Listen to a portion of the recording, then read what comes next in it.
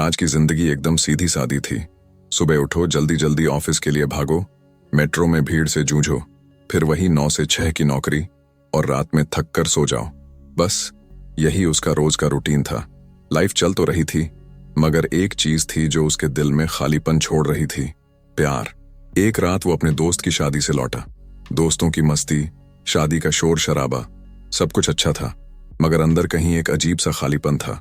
उसने सोचा, यार मैं भी तो किसी को चाहता था, फिर क्यों मेरी लाइफ में सब कुछ उल्टा पुल्टा हो जाता है? क्यों लड़कियां मुझसे दूर हो जाती हैं? रात को यूट्यूब स्क्रॉल कर रहा था, तभी एक किताब का नाम सामने आया, the science of romance, secrets of the sexual brain bye Nigel barber. ये कोई फिल्मी लव स्टोरी नहीं थी, ये साइंस था। राज के दिमाग में एक ख्याल आया, जब दोस्त की सलाह, डेटिंग टिप्स और मोटिवेशनल वीडियो कुछ काम नहीं आ रहे, तो क्यों ना रोमांस को एक साइंटिफिक तरीके से समझा जाए। अगली सुबह से राज ने एक नया रूल बनाया, हर दिन इस किताब का एक चैप्टर पढ़ना और उसे अपनी लाइफ में अप्लाई करना। अगर आप भी सोचते हैं कि मुझसे गलती कहाँ हो रही है, या फिर क्या सच में प्यार और अट्रैक्शन का कोई साइंटिफिक फॉर्मूला है, तो ये समरी आपके लिए है। उससे पहले हमारे चैनल 7 PM ऑडियो बुक को अभी सब्सक्राइब करें। Chapter 1, the sexual brain. Raj आज कुछ अलग महसूस कर रहा था। उसने किताब का पहला चैप्टर खोला, सेक्सुअल ब्रेन। सेक्सुअल ब्रेन मतलब प्यार और अट्रैक्शन का हमारे दिमाग से क्या लेना देना। राज को लगा ये कोई फिजिकल चीज होगी, जैसे लुक्स, बॉडी, पर्सनालिटी। लेकिन किताब कह रही थी, तू सोच गलत रहा है दोस्त, गेम लुक्स का नहीं, तेरे ब्रेन का है। किताब में लिखा था कि अट्रैक्शन हमारे दिमाग के अंदर केमिकल्स और न्यूरोट्रांसमीटर्स का खेल है, डोपामिन, ऑक्सीटोसिन और सेरोटोनिन। मतलब सीधा सा था, अगर कोई लड़की या लड़का किसी की तरफ खींचता है तो उसके पीछे कोई मैजिक नहीं, बल्कि दिमाग के अंदर चल रही केमिकल रिएक्शंस होती हैं। राज को अचानक कॉलेज का एक सीन याद आया। वो जब भी अपनी क्लासमेट सिमरन को देखता था तो दिल तेज धड़कने लगता, हाथ पसीने से भीग जाते और दिमाग खाली हो जाता। उस वक्त लगा था कि भाई ये प्यार है, लेकिन अब किताब समझा रही थी कि ये असल में डोपामिन का कमाल था। जब भी हम किसी अट्रैक्टिव इंसान को देखते हैं तो हमारा दिमाग हमें रिवॉर्ड फीलिंग देने लगता है और बस हम उसे प्यार समझ बैठते हैं। राज ने सोचा, अच्छा अगर ये सब केमिकल्स का गेम है तो मैं इसे आज ही टेस्ट करूंगा। ऑफिस में वो अपने आसपास के लोगों को नोटिस करने लगा। आर्चा, जो हर बार अपने बॉस के मजाक पर जोर से हंसती थी, भले ही वो मजाक उतना फनी नहीं होता। अमन, जो रोज जानबूझकर कॉफी ब्रेक के टाइम पर रिया के पास खड़ा हो जाता था। श्रेया, जो अंशुल से बात करते हुए हमेशा अपने बालों से खेलती थी। राज को समझ आया कि ये सब दिमाग की केमिस्ट्री थी। हर कोई अट्रैक्शन को किसी न किसी रूप में एक्सप्रेस कर रहा था, मगर किसी को ये नहीं पता था कि उनके दिमाग के अंदर क्या चल रहा है। अब सवाल ये था कि अगर अट्रैक्शन दिमाग का गेम है तो क्या हम इसे कंट्रोल कर सकते हैं? किताब कहती है, हाँ, अगर तुम समझ जाओ कि तुम्हारा ब्रेन तुम्हें कैसे ट्रिक करता है तो तुम अपने अट्रैक्शन को भी समझ सकते हो। मतलब हर बार जब हम किसी को सिर्फ फीलिंग्स की वजह से पसंद करने लगें तो हमें एक सेकंड के लिए सोचना चाहिए, क्या ये सच में मेरा दिल है या बस मेरे ब्रेन के केमिकल्स का खेल? राज अब पहले से ज्यादा अवेयर था। अब वो हर अट्रैक्शन को सिर्फ एक इमोशनल फीलिंग नहीं, बल्कि एक साइंटिफिक फैक्ट की तरह देख रहा था। अब उसके दिमाग में एक नया सवाल आया, अगर प्यार और अट्रैक्शन दिमाग का खेल है तो क्या मैं इसे अपने फेवर में इस्तेमाल कर सकता हूं? यही सवाल लेके उसने अगला चैप्टर खोला, chapter 2, physical attractiveness and sex signals. पिछले चैप्टर से जारी राज की जिज्ञासा बढ़ती जा रही थी। राज के दिमाग में अभी भी वो पहला चैप्टर घूम रहा था, आकर्षण सिर्फ दिमाग में होता है। लेकिन फिर एक और सवाल उठ खड़ा हुआ, अगर आकर्षण सिर्फ दिमाग में होता है तो कुछ लोग इतने ज्यादा अट्रैक्टिव क्यों लगते हैं, और कुछ चाहे कितने भी अच्छे दिखें फिर भी नजरअंदाज क्यों कर दिए जाते हैं? इसी सवाल का जवाब पाने के लिए राज ने किताब का दूसरा चैप्टर खोला, physical attractiveness and sex signals. जैसे ही उसने पढ़ना शुरू किया, पहली लाइन ने उसे चौंका दिया, हमारा शरीर अनजाने में दूसरों को आकर्षण के सिग्नल भेजता है, जिसे हम सेक्स सिग्नल्स कहते हैं। राज को हमेशा यही लगता था कि हैंडसम दिखो, अच्छा ड्रेस पहनो और बस लोग आकर्षित होंगे। लेकिन किताब ने इस सोच को पूरी तरह बदल दिया। किताब ने समझाया, शरीर की भाषा, चलने का तरीका, चेहरे के हाव भाव और आंखों में कॉन्फिडेंस, ये सब आकर्षण को तय करते हैं। असली आकर्षण सिर्फ शरीर से नहीं बल्कि सेक्स सिग्नल्स से आता है। जो लोग इन संकेतों को समझते और कंट्रोल करते हैं वो दूसरों से ज्यादा अट्रैक्टिव लगते हैं। राज को अब इस बात का सबूत चाहिए था। अगले दिन ऑफिस में राज ने नोटिस करना शुरू किया। अब वो लोगों को सिर्फ उनकी शक्ल से नहीं बल्कि उनके सेक्स सिग्नल्स से जज कर रहा था। उसकी नजर कुछ खास लोगों पर गई। अमित अच्छा दिखता था, अच्छी बॉडी थी, लेकिन उसका चलने का तरीका झिझक भरा था। वो हमेशा सिर झुकाकर चलता था। नतीजा, लड़कियां उसकी तरफ ध्यान ही नहीं देती थीं। अंकुश ज्यादा हैंडसम नहीं था, लेकिन वो सीधे खड़ा होता, लोगों से नजरें मिलाकर बात करता और खुलकर हंसता। नतीजा, उसे हर कोई नोटिस कर रहा था। नेहा बहुत सुंदर थी, लेकिन हमेशा अपने बालों से खेलती और नीचे देखती थी। नतीजा, लोग उसकी खूबसूरती तो नोटिस कर रहे थे, लेकिन उससे कनेक्ट नहीं कर पा रहे थे। रिया सिंपल थी, लेकिन उसकी आवाज तेज और आत्मविश्वास से भरी हुई थी। वो खुलकर हंसती, हाथ हिलाकर बात करती और उसकी बॉडी लैंग्वेज ओपन थी। नतीजा, उसके पास लोग खुद चलकर आ रहे थे। अब राज को एक बहुत बड़ा राज पता चल गया था।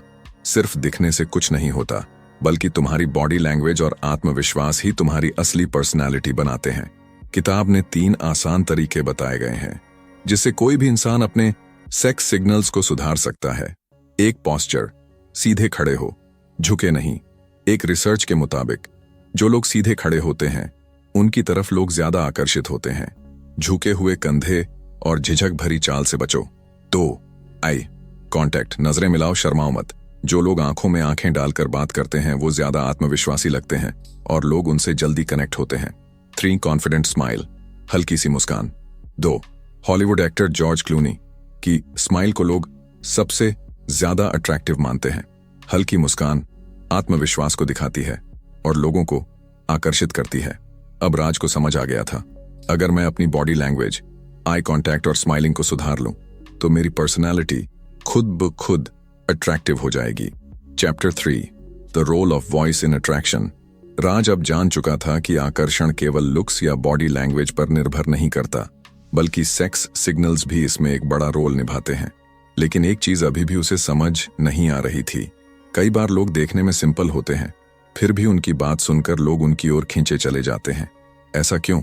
इसी सवाल का जवाब उसे किताब के 3रे चैप्टर में मिला, the role of voice in attraction. जैसे ही राज ने पढ़ना शुरू किया, उसकी आंखें खुली की खुली रह गईं। किताब की पहली लाइन ने ही राज को चौंका दिया। आवाज सिर्फ सुनाई नहीं देती, बल्कि महसूस भी की जाती है। यानी हमारी आवाज ही तय करती है कि लोग हमारी बातों को कितनी गंभीरता से लेंगे और हम कितने आकर्षक लगेंगे। रिसर्च कहती है, जिन पुरुषों की आवाज गहरी, स्थिर और आत्मविश्वास से भरी होती है वे महिलाओं को ज्यादा आकर्षक लगते हैं। जिन महिलाओं की आवाज हल्की, नरम और मीठी होती है वे पुरुषों को ज्यादा आकर्षित करती हैं। लेकिन अगर आवाज बहुत ऊंची, तेज या घबराई हुई हो तो लोग जल्दी इग्नोर कर देते हैं। राज को याद आया कि ऑफिस में कई लोग ऐसे थे जिनकी बातें लोग बड़े ध्यान से सुनते थे, जबकि कुछ लोग कुछ भी कहें कोई फर्क ही नहीं पड़ता था। अब उसे समझ आ रहा था कि यह सिर्फ बातों का नहीं बल्कि आवाज का खेल है। अब राज ने ऑफिस में आवाज को लेकर ध्यान देना शुरू किया। उसकी नजर कुछ खास लोगों पर गई। सुमित बहुत इंटेलिजेंट था, लेकिन उसकी आवाज बहुत हल्की और घबराई हुई थी। नतीजा, लोग उसकी बातें ध्यान से नहीं सुनते थे। अभिषेक, उसकी आवाज गहरी, स्लो और स्थिर थी। वो जब भी कुछ बोलता लोग उसकी बातों को गंभीरता से लेते थे। नतीजा, उसकी हर बात का असर होता था। सोनिया, उसकी आवाज बहुत तेज थी, वो बहुत जल्दी जल्दी बोलती थी। नतीजा, लोग उसे इग्नोर करने लगे थे क्योंकि उसकी बातें थकाने लगती थीं। रिया, उसकी आवाज संतुलित थी, न ज्यादा तेज न ज्यादा धीमी, और वो ठहराव के साथ बोलती थी। नतीजा, हर कोई उसकी बातें सुनना चाहता था। राज की समझ, आवाज का टोन, रिदम और ठहराव ही असली आकर्षण का राज है। किताब में 3 आसान तरीके बताए गए थे जिससे कोई भी अपनी आवाज को बेहतर बना सकता है। एक गहरी और स्थिर आवाज में बोलो। घबराहट वाली आवाज लोगों को इरिटेट कर देती है। बोलते समय थोड़ा धीमे और आत्मविश्वास से बोलो। 2 ठहराव और सही टोन का इस्तेमाल करो। धीरे धीरे बोलो और शब्दों के बीच ठहराव दो। एक्साइटिंग बातें करते समय टोन हल्की ऊपर उठाओ और गंभीर बातें करते समय नीचे लाओ। 3 रिकॉर्ड करके अपनी आवाज को सुधारो। रोज अपनी आवाज रिकॉर्ड करो और देखो कि उसमें कहां सुधार की जरूरत है। अच्छे स्पीकर्स जैसे अमिताभ बच्चन, शाहरुख खान को सुनो और उनसे सीखो। अब राज को समझ आ गया था, लुक्स से पहले आवाज ही लोगों का ध्यान खींचती है। अगर आवाज आत्मविश्वास से भरी हो तो लोग तुम्हारी बातों को ज्यादा सीरियसली लेते हैं। Chapter 4 loves labours, dating competition and aggression. Raj अब काफी कुछ सीख चुका था। आकर्षण का खेल सिर्फ लुक्स या आवाज तक सीमित नहीं है, बल्कि उसमें कॉन्फिडेंस और बॉडी लैंग्वेज का भी बड़ा रोल होता है। लेकिन एक सवाल अब भी उसे परेशान कर रहा था। जब कोई लड़की किसी लड़के को पसंद करती है तो बाकी लड़के अचानक उस लड़की में दिलचस्पी क्यों लेने लगते हैं। जब उसने किताब के अगले chapter loves labours, dating competition and aggression को पढ़ना शुरू किया तो उसे इसका जवाब भी मिल गया। अक्सर ऐसा क्यों होता है कि जिस लड़की को कोई पहले नोटिस नहीं करता, लेकिन जैसे ही वो किसी रिलेशनशिप में आती है बाकी लड़कों की दिलचस्पी बढ़ जाती है। रिसर्च कहती है जब एक लड़की पहले से ही किसी रिलेशनशिप में होती है तो बाकी लड़कों को लगता है कि वो वैल्यूएबल है, तभी तो कोई उसे डेट कर रहा है। लोग अक्सर ऐसी चीज चाहते हैं जो पहले से किसी और के पास हो। The scarcity effect. Dating competition बढ़ता है क्योंकि लोग सोचते हैं कि जिस लड़की को कोई और पसंद कर रहा है वो वाकई में कुछ खास होगी। राज को याद आया कि ऑफिस में कुछ लड़के ऐसे थे जो सिंगल लड़कियों में ज्यादा दिलचस्पी नहीं लेते थे, लेकिन जैसे ही किसी की नई गर्लफ्रेंड बनती अचानक उसकी वैल्यू बढ़ जाती थी। राज ने किताब में एक इंटरेस्टिंग चीज पढ़ी। जब दो लोग एक ही लड़की को पसंद करते हैं तो उनके बीच इनडायरेक्ट कंपटीशन शुरू हो जाता है। ये कंपटीशन दो तरीकों से हो सकता है। 1 डायरेक्ट एग्रेशन, सीधा लड़ाई झगड़ा या जलन दिखाना। 2 इनडायरेक्ट एग्रेशन, गॉसिप, मजाक उड़ाना, इग्नोर करना। राज को अचानक कॉलेज का एक किस्सा याद आ गया। उसका एक दोस्त आदित्य जो हमेशा चिल रहता था, लेकिन जैसे ही उसकी एक्स गर्लफ्रेंड किसी और के साथ डेट पर गई वो अचानक चिड़चिड़ा हो गया। वो उस नए लड़के के बारे में बुरी बातें करने लगा। उसने सबको बताया कि अरे वो लड़का सही नहीं है, उसके बारे में तुम नहीं जानते, लेकिन असल में उसे जलन हो रही थी। किताब कहती है जब हम किसी को खोते हैं तो हमारा दिमाग ऑटोमेटिकली उसे और ज्यादा वैल्यू देने लगता है। राज को समझ आ रहा था कि डेटिंग सिर्फ प्यार का खेल नहीं बल्कि एक साइकोलॉजिकल कंपटीशन भी है। अब सवाल यह है कि कैसे आप जीतें डेटिंग कंपटीशन। एक कॉन्फिडेंस बनाओ, जलन मत दिखाओ। अगर कोई लड़की किसी और में इंटरेस्टेड है तो उस पर ओवर रिएक्ट मत करो। खुद को बेहतर बनाओ बजाय दूसरों की बुराई करने के। 2 अपनी सोशल वैल्यू बढ़ाओ। जब तुम खुद को वैल्यूएबल बनाओगे, जैसे अच्छा करियर, पर्सनैलिटी, ह्यूमर, तो लोग तुम्हारी ओर खुद खींचे चले आएंगे। लोग उसी को पसंद करते हैं जिसकी पहले से डिमांड होती है। 3 दूसरों से कंपेयर मत करो, अपनी बेस्ट वर्जन बनो। अगर तुम्हें किसी की अटेंशन नहीं मिल रही तो खुद को इम्प्रूव करो। हमेशा फोकस रखो, मैं खुद को हर दिन पहले से बेहतर कैसे बना सकता हूं। अब राज को समझ आ गया था डेटिंग सिर्फ एक इमोशनल चीज नहीं बल्कि साइकोलॉजिकल कंपटीशन भी है। जो लोग खुद को सबसे ज्यादा वैल्यू देते हैं वही असली विनर होते हैं। Chapter 5 dance of the sexes.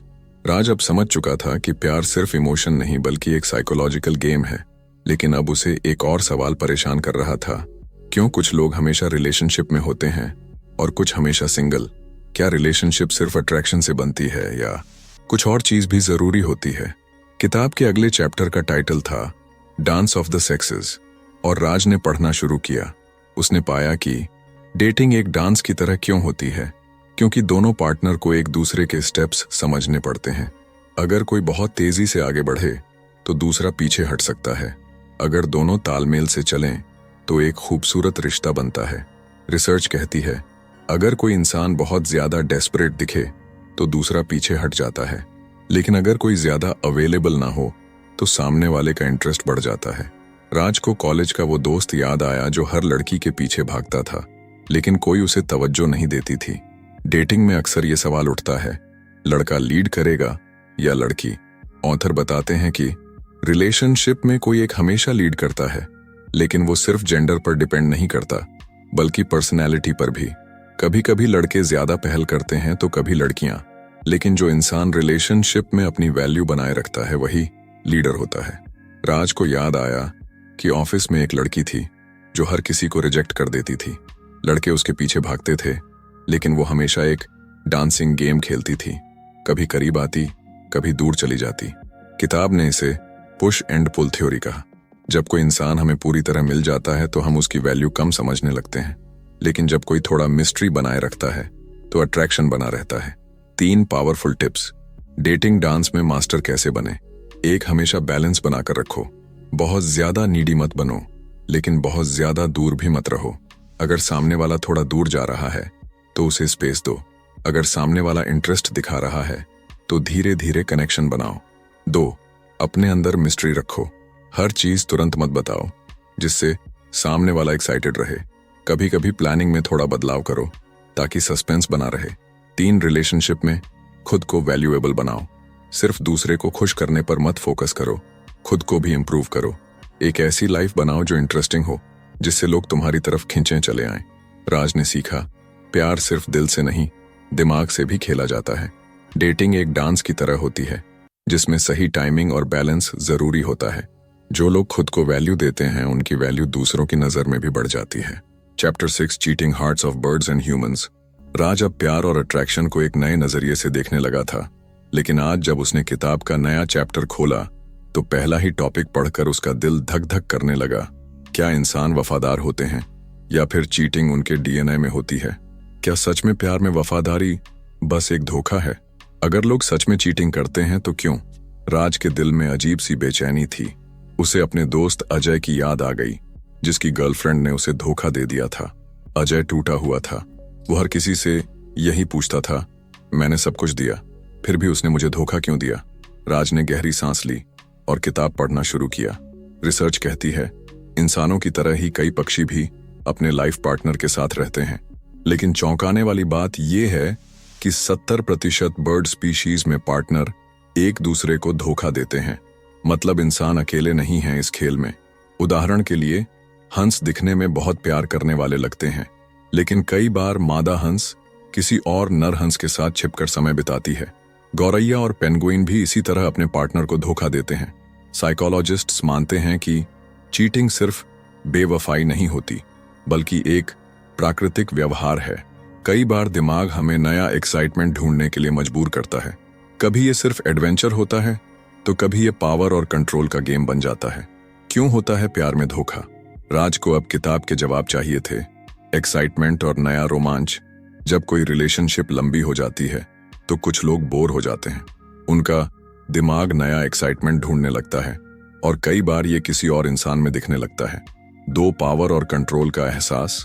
कुछ लोग खुद को ज्यादा पावरफुल महसूस करने के लिए चीट करते हैं। उन्हें लगता है कि उनके पास ऑप्शंस हैं और वो किसी को भी अपना बना सकते हैं।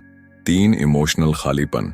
जब कोई रिलेशनशिप सिर्फ ऊपर से सही दिखती है लेकिन अंदर से कमजोर होती है, तो एक पार्टनर किसी और की तरफ खींचने लगता है। कभी कभी इंसान प्यार नहीं बल्कि किसी के समझने की तलाश में होता है। राज की आंखें खुल गईं। प्यार में सिर्फ दिल नहीं, दिमाग भी खेलता है। अब उसे अजय की हालत समझ में आ रही थी। अजय की गलती नहीं थी, ना ही उसकी गर्लफ्रेंड पूरी तरह गलत थी।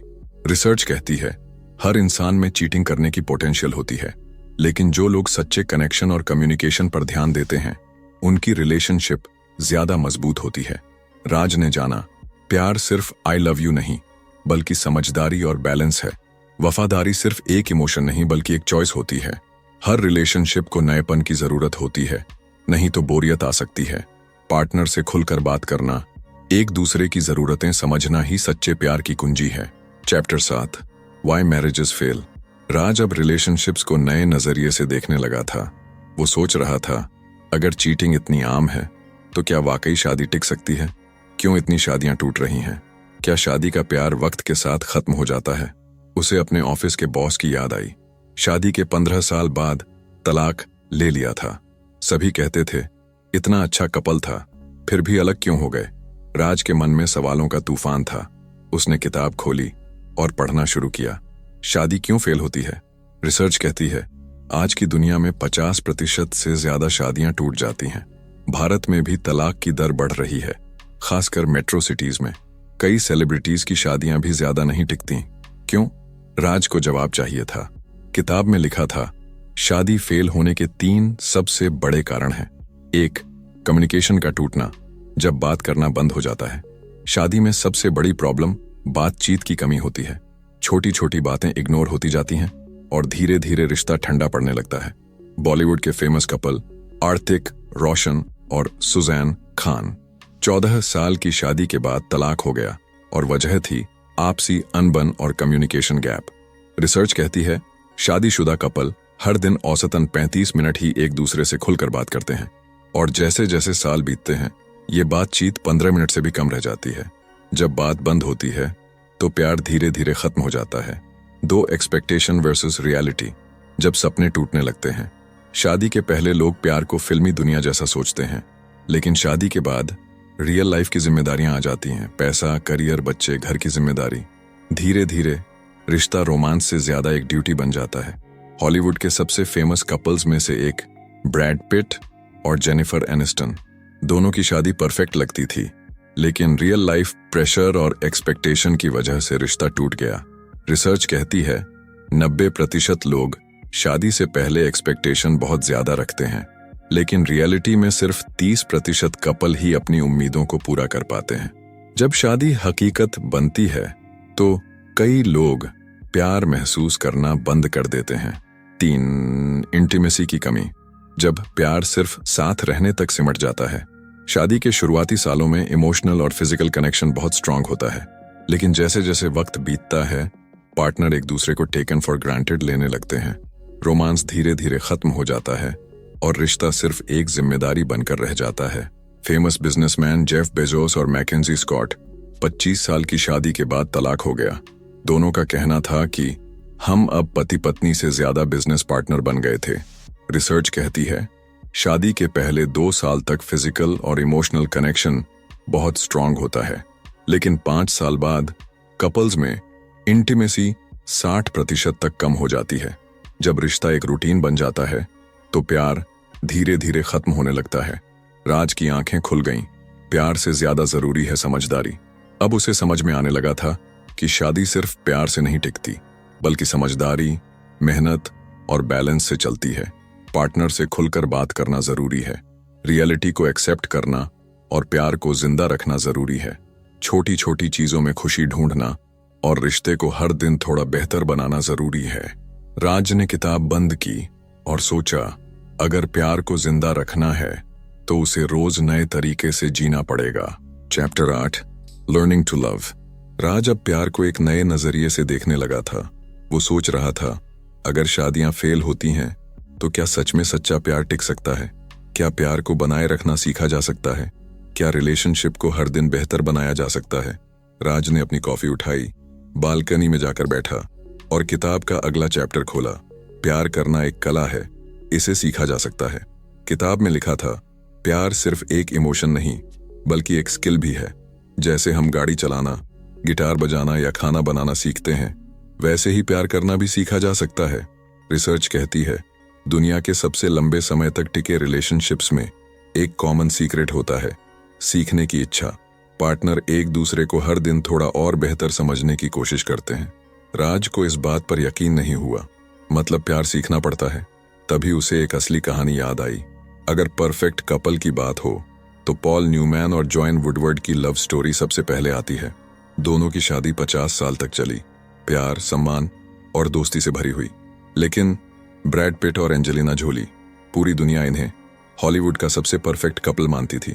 दोनों का प्यार फिल्मी कहानियों जैसा था, लेकिन 12 साल के रिश्ते और 6 बच्चों के बाद वे अलग हो गए।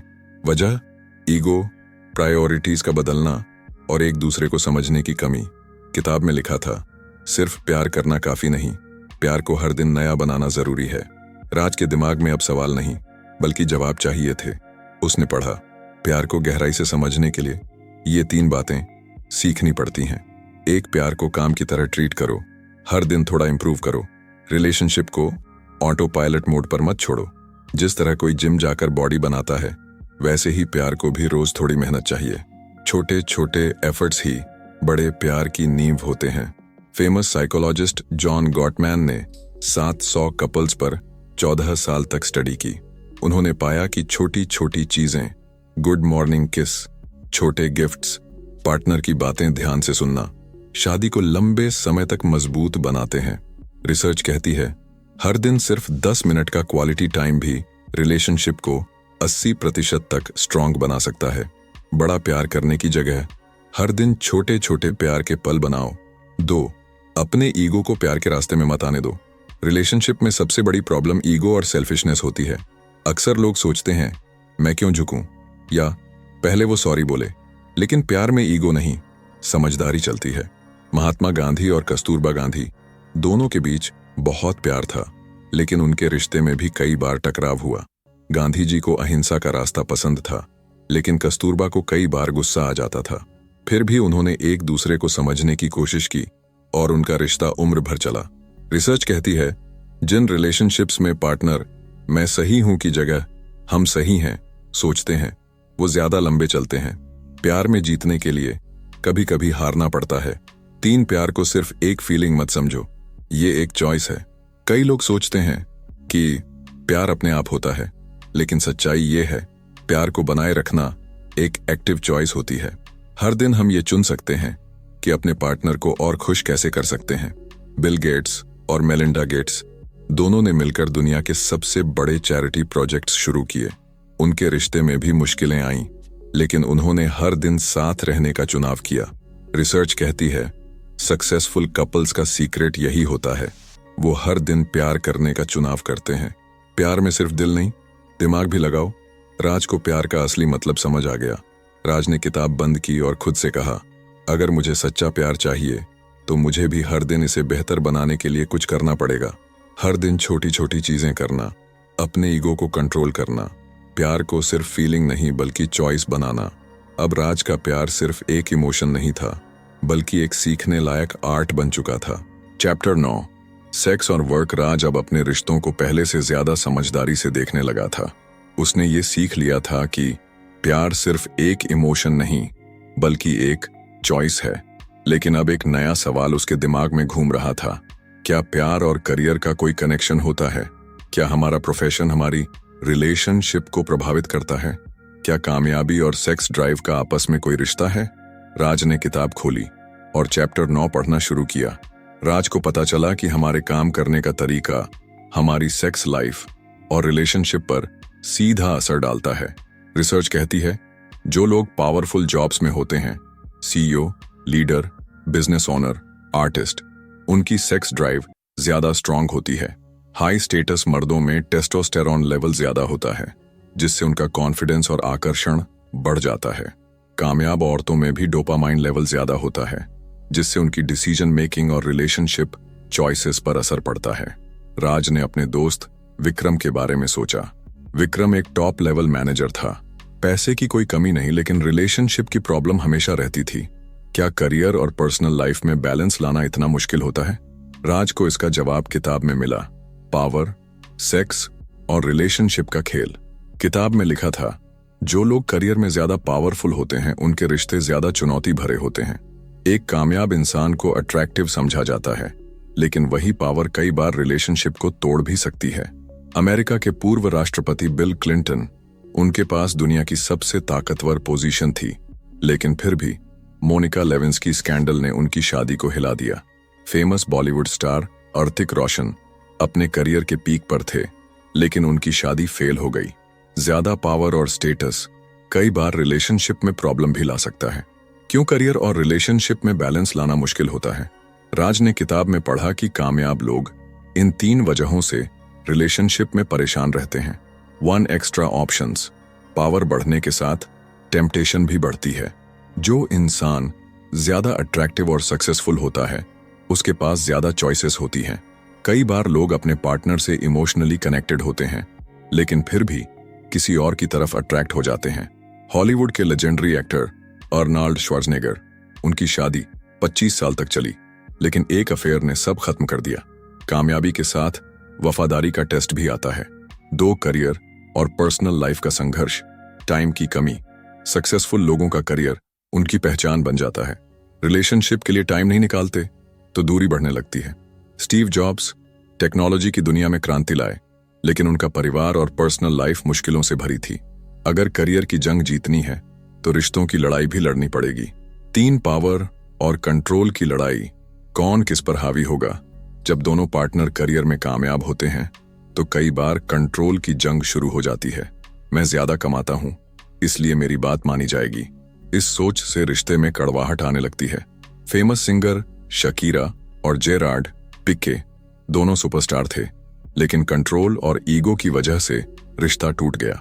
सिर्फ प्यार काफी नहीं, ईगो को बैलेंस करना भी जरूरी है।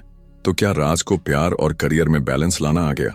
राज ने किताब का ये चैप्टर खत्म किया और खुद से पूछा, क्या मैं भी अपने करियर में इतना बिजी हूं कि प्यार के लिए टाइम नहीं निकालता? क्या मैं अपने रिश्ते में पावर बैलेंस बनाए रख सकता हूं? राज अब जान चुका था कि सक्सेस और रिलेशनशिप के बीच बैलेंस लाना मुश्किल है, लेकिन नामुमकिन नहीं।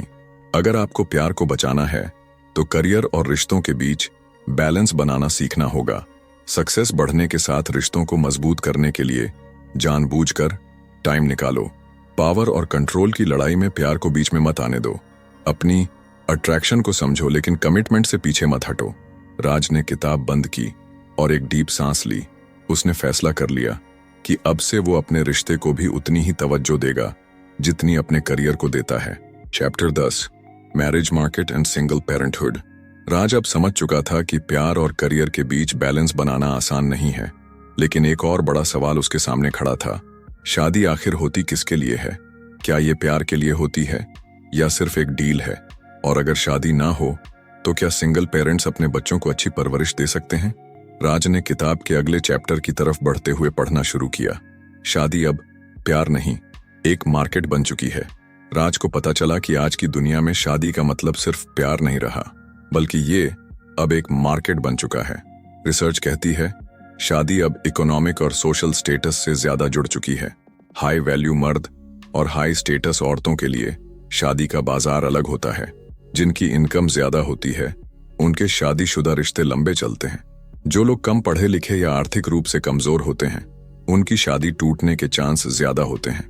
राज को याद आया कि उसके ऑफिस में एक सीनियर मैनेजर मिस्टर शर्मा, जो 45 साल के थे लेकिन अभी तक कुंवारे थे। लोग कहते थे, इतने पैसे वाले इंसान को पार्टनर ढूंढने में दिक्कत क्यों हो रही है? असल में जितना इंसान पावरफुल होता जाता है शादी के लिए उतना ही ज्यादा चूजी हो जाता है। राज को किताब में एक और चौंकाने वाली चीज पता चली। पिछले 50 सालों में सिंगल पेरेंट्स की संख्या 2 गुनी हो चुकी है। अमेरिका और यूरोप में 40% से ज्यादा बच्चे बिना शादीशुदा माता पिता के जन्म ले रहे हैं। ज्यादातर बच्चे सिंगल मदर्स के साथ रह रहे हैं और इसका असर उनकी मानसिकता पर पड़ता है। राज को अपने बचपन की याद आई। उसका दोस्त रवि बचपन में ही अपने पिता को खो चुका था और उसकी माँ ने अकेले ही उसे बड़ा किया था। रवि हमेशा कहता, भाई मैं अपनी माँ को बहुत प्यार करता हूँ, लेकिन बचपन में पिता की कमी बहुत महसूस हुई। सिंगल पेरेंटिंग आसान नहीं होती, लेकिन कई लोग इसे मजबूरी से नहीं बल्कि अपनी चॉइस से अपनाते हैं। किताब में लिखा था, आज की डेट में शादी के लिए सिर्फ प्यार काफी नहीं, फाइनेंशियल सिक्योरिटी भी चाहिए। ज्यादातर तलाक आर्थिक तनाव की वजह से होते हैं। सिंगल मदर्स को सोसाइटी अलग नजरों से देखती है, लेकिन वे अपने बच्चों को स्ट्रांग बनाना सीख जाती हैं। अमेरिका के पूर्व राष्ट्रपति बराक ओबामा, उनकी मां ने अकेले ही उन्हें पाला और वे दुनिया के सबसे ताकतवर इंसान बने। सिंगल पेरेंटिंग मुश्किल होती है, लेकिन असंभव नहीं। राज ने किताब में एक और दिलचस्प फैक्ट पढ़ा। शादी का बाजार अलग अलग लोगों के लिए अलग होता है। रिसर्च कहती है युवा उम्र में औरतों की डिमांड ज्यादा होती है, लेकिन मर्दों की वैल्यू उम्र के साथ बढ़ती जाती है। एक 35 साल का अमीर आदमी 25 साल की लड़की के लिए ज्यादा अट्रैक्टिव होता है, लेकिन एक 35 साल की महिला के लिए शादी का मार्केट कम हो जाता है। राज को अपने कॉलेज की दोस्त पूजा याद आई, जो 30 से ज्यादा उम्र में भी सही पार्टनर ढूंढने के लिए स्ट्रगल कर रही थी। वहीं उसके दोस्त विक्रम, जो 38 का था, उसकी शादी के लिए रिश्तों की लाइन लगी हुई थी।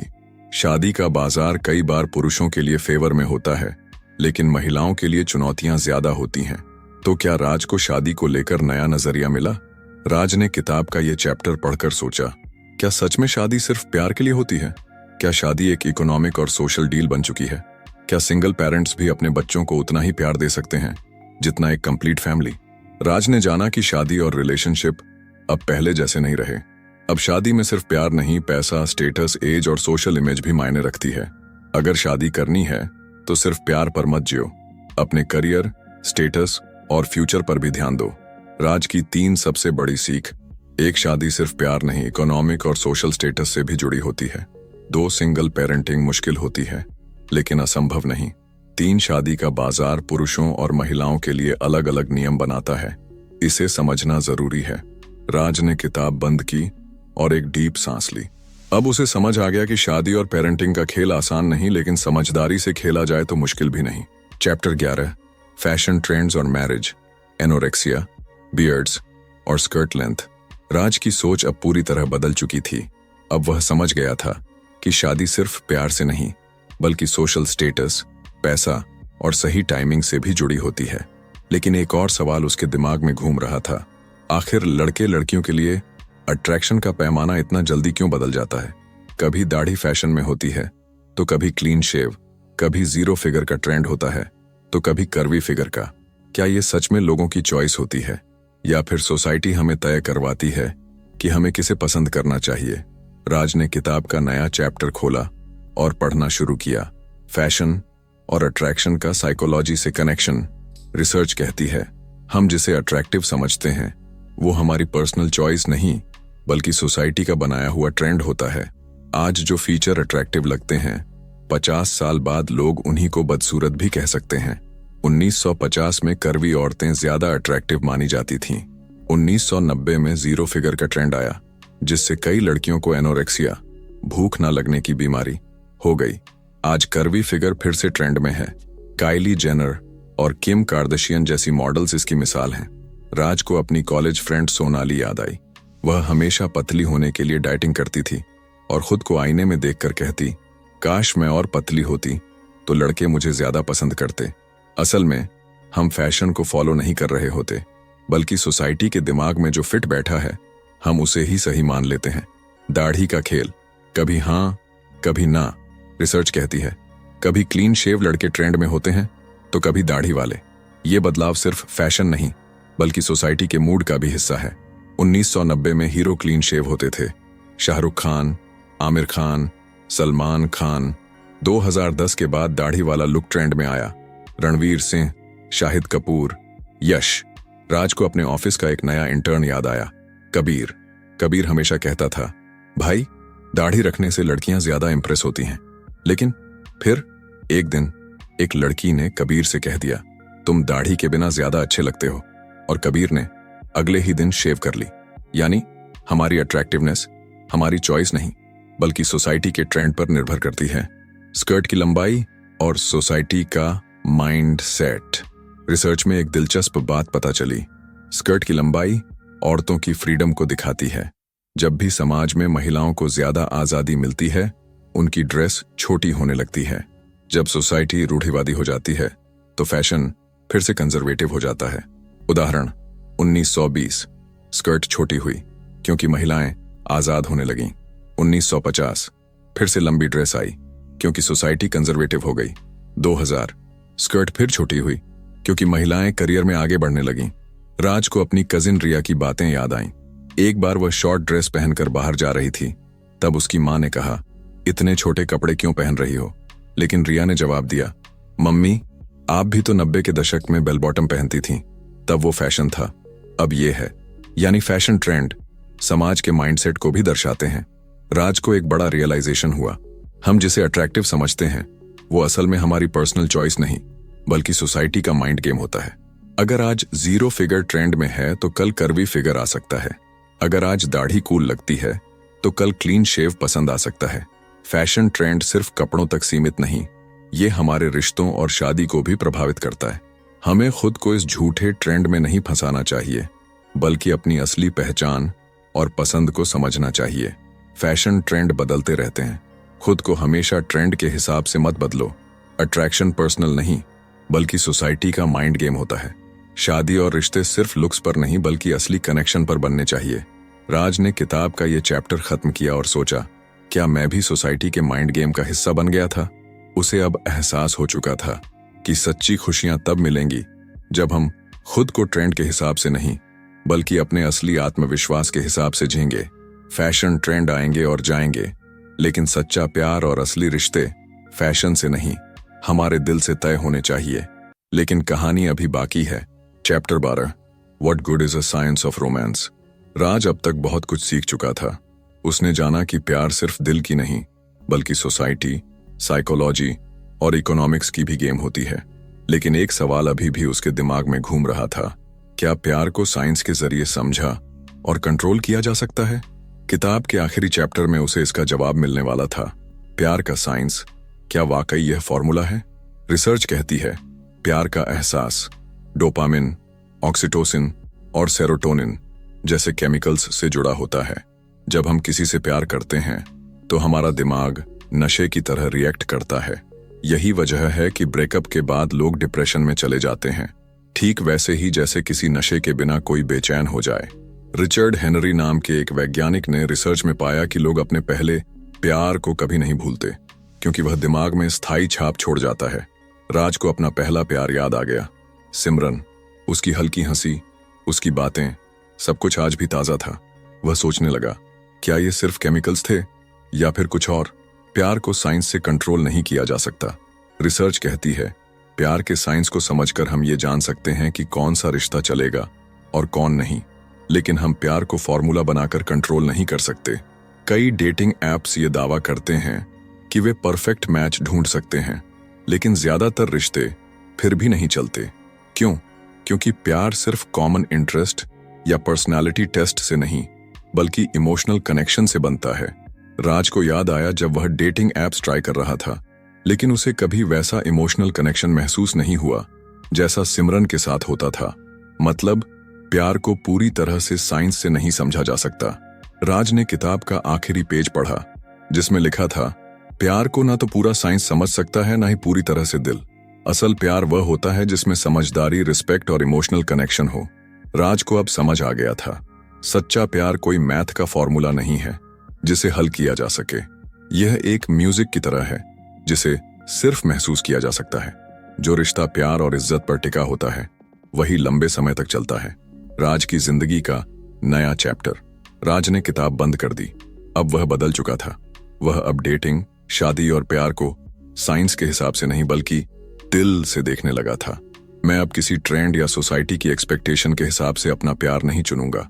मैं वही प्यार चुनूंगा जहां सच्चा कनेक्शन हो। राज ने अपने पहले प्यार सिमरन से मिलने का फैसला किया। उसने उसे एक मैसेज भेजा, सिमरन क्या तुम मुझसे मिलोगी? फोन की स्क्रीन पर टाइपिंग लिखा आया। राज की धड़कनें तेज हो गईं और फिर, हाँ राज, मिलते हैं। क्योंकि असली प्यार को ना तो साइंस खत्म कर सकता है ना ही वक्त। प्यार को पूरी तरह साइंस से नहीं समझा जा सकता। असली प्यार कोई फॉर्मूला नहीं बल्कि एक एहसास होता है। अगर रिश्ता सच्चे प्यार और रिस्पेक्ट पर बना है तो वह हर ट्रेंड और हर मुश्किल को पार कर सकता है। अगर आपको यह कहानी पसंद आई तो बताइए, क्या आप भी असली प्यार में यकीन रखते हैं? प्यार कोई रहस्य नहीं बल्कि एक समझ है। जो इसे समझता है वही इसे निभा पाता है। Nigel barber. असली प्यार कोई परफेक्ट मैच नहीं बल्कि दो लोगों की समझ और परिपक्वता का नतीजा होता है। जो रिश्ता प्यार, रिस्पेक्ट और ट्रस्ट पर बना होता है वही हर ट्रेंड और मुश्किल को पार कर सकता है। तो दोस्तों, the psychology of romantic seduction ने हमें यह सिखाया कि प्यार सिर्फ एक इमोशन नहीं बल्कि साइकोलॉजी, बायोलॉजी और सोसाइटी का मेल है। हम जिसे आकर्षण समझते हैं वह कई साइकोलॉजिकल और बायोलॉजिकल फैक्टर्स से प्रभावित होता है। लेकिन अंत में सच्चा प्यार वही होता है जिसमें ट्रस्ट, रिस्पेक्ट और इमोशनल कनेक्शन होता है। अगर आपको यह ऑडियो बुक समरी पसंद आई तो 7 PM ऑडियो बुक चैनल को सब्सक्राइब करना ना भूलें। हम आपके लिए ऐसी ही इंस्पायरिंग और लाइफ चेंजिंग किताबों की ऑडियो बुक समरी लाते रहेंगे।